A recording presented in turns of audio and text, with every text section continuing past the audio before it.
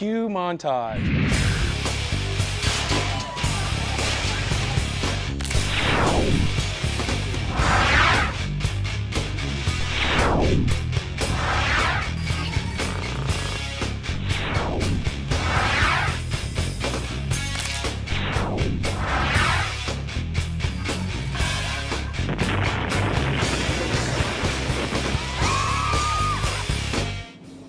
That ain't gonna be good on TV.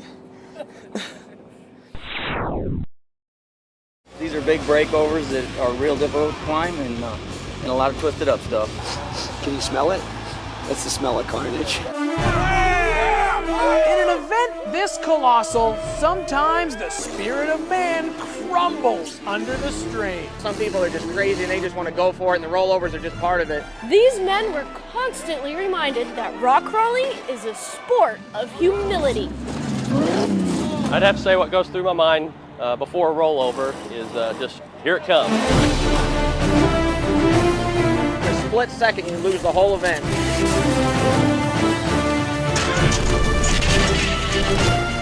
You never want to roll it in the event. If I ever do roll it, I'd love to lean back on my wheels. With nothing more than the will to win, they never stop trying to get back on all fours.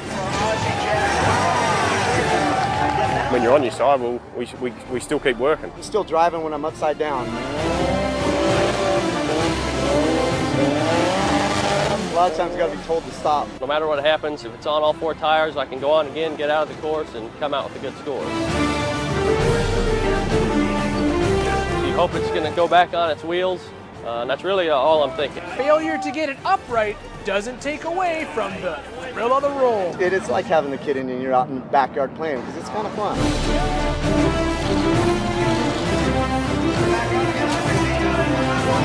You look at your fellow competitors, your buddies, and you kind of snicker and point at the dents that you made.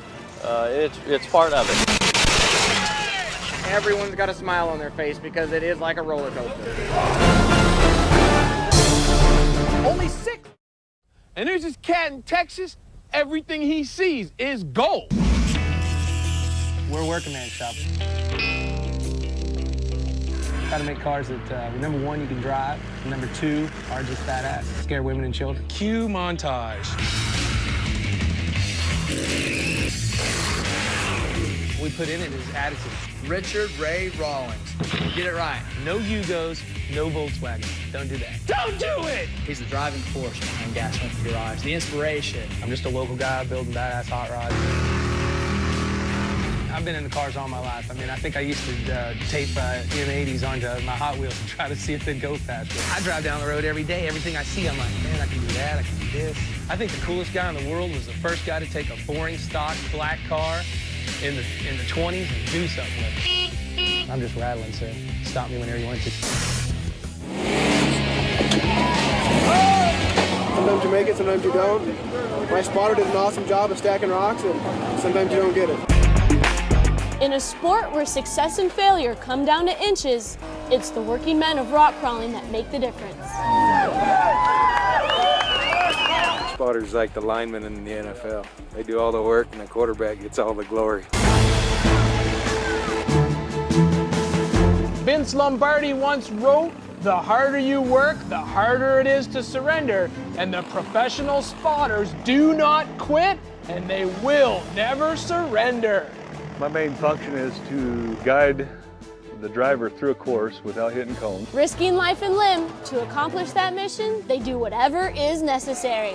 Getting rocks in position or starting a turn when you need to and then correcting for our next move. Turn that way, back up some more. The biggest thing is keeping the driver calm. If he starts getting irritated and hitting the throttle a little harder than you want him to, you got to say, whoa, whoa, stop, stop, stop.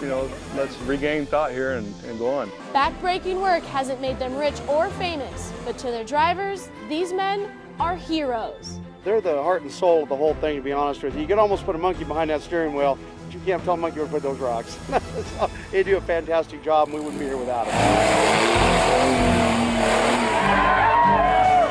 You can't do that without your spotter, for sure. You've just got to admire a guy that wants to lift rocks, stack it, pull on a vehicle, and help as a team to get you over the top and through the gates.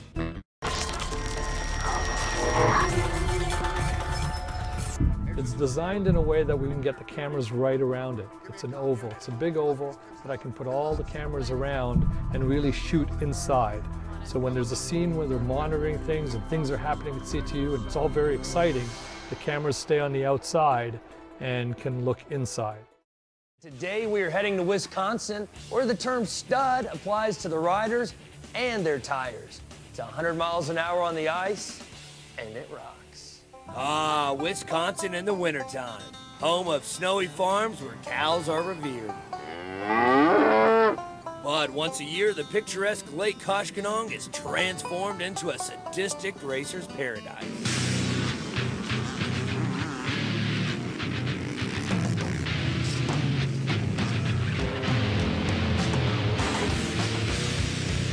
This is now assembled probably the greatest ice race competition in this country today. 59 teams came to race this 3-hour epic in subhuman conditions. Oh, the wind chill below zero, guys. It's freezing cold. Bitter cold, icy deep freeze cold. It tears across the frozen surface of Lake Koshkonong. Bikes hurtling at 120 miles an hour. Chips of ice, pieces of screws hurtling through the sky. Ladies and gentlemen, this is a gladiator sport. You don't get out alive.